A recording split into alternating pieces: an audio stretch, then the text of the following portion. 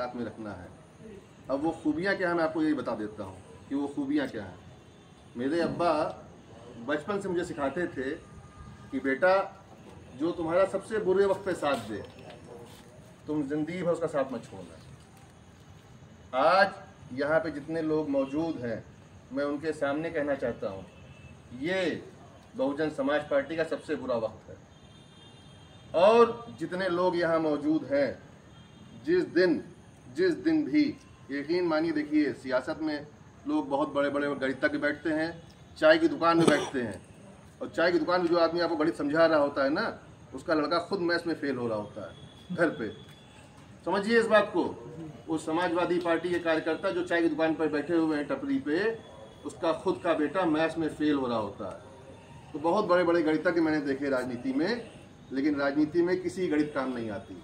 ये सब आप लोग यहाँ बैठे हुए यकीन मान लीजिए इस बात को। राजनीति में किसी गणित काम नहीं आती। राजनीति में 10 लोग अगर चुनाव लड़ते हैं तो हर किसी को मालूम होता है कि जीतेगा एक ही आदमी। ऐसा नहीं होता है कि मैं 100 में 100 पाया और रियाज भाई 90 नंबर पा गए तो रियाज भाई भी जीत सकते हैं। नहीं, जो 100 पाया वो जीत गया, 1 नंबर वाला, बाकी 9 के 9 हार गए। तो राजनीति एक दांव है, जिसका लगेगा तो पूरी तरह लगेगा, नहीं तो बिल्कुल नहीं लगेगा।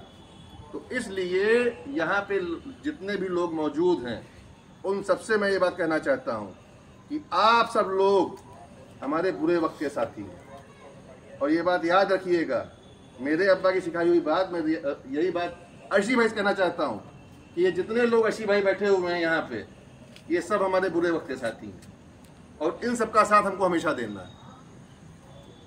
ये बात आप ध्यान रखिएगा। और ये मत समझिए कि जो गणित बताई किसी ने कि ऐसा हो जाएगा वैसा हो जाएगा, इसको जोड़ देंगे उसको जोड़ देंगे, हम ऐसे आगे निकल जाएंगे, हमारी सरकार बन जाएगी। कैसे सरकार बनी है आप भी जानते होंगे, 2007 तक की, ठीक है, और 2012 तक की। यही बीजेपी जिसको आज लोग कह रहे हैं कि कभी जिंदगी में अब जाएगी नहीं है, इसका झंडा थामने वाला नहीं मिलता था।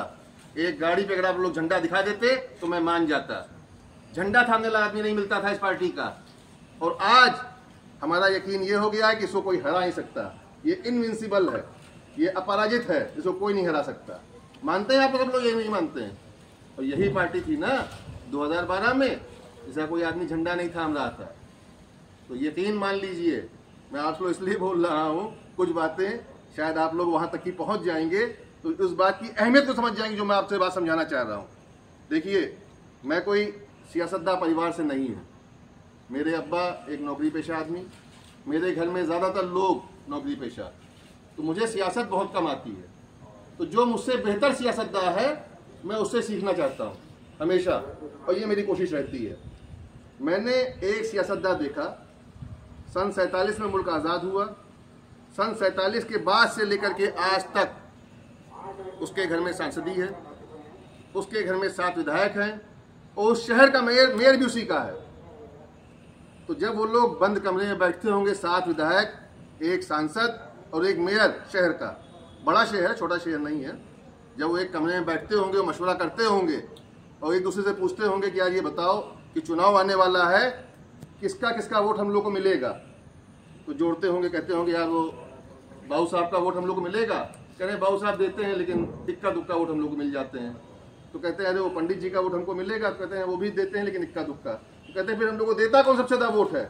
तो कहते हैं सबसे ज़्यादा हम लोग को वोट मुस्लिम समाज का मिलता है, और उसके साथ में जो शोषित, पीड़ित, गरीब, दलित समाज के लोग हैं वो हम लोग को वोट देते हैं। तो वो 7 विधायक, 1 सांसद और 1 मेयर ये बंद कमरे में तय करते हैं। या इसके लिए फार्मूला क्या बनेगा फिर? तो फार्मूला बनता है जय भीम और जय मीम। समझिए बात को, इस बात को आप लोग। और इस फार्मूले को अपना करके वो 75 साल से लगातार सांसद जीत रहे हैं, 7 विधायक जीत रहे हैं, 1 मेयर जीत रहा है हैदराबाद का। ये सब आप लोग जानते होंगे इस बात को। तो ये फार्मूले को कोई हरा नहीं सकता। ये जो आपको बीच बीच में दिया जाता है कि अरे उनके साथ चले जाओ, कांग्रेस के साथ चले जाओ, कांग्रेस तुमको बहुत फायदा पहुंचाएगी। हम सेंट्रल इलेक्शन में कांग्रेस साथ हो गए, फिर थोड़े वक्त के लिए हम समाजवादी पार्टी के साथ चले गए।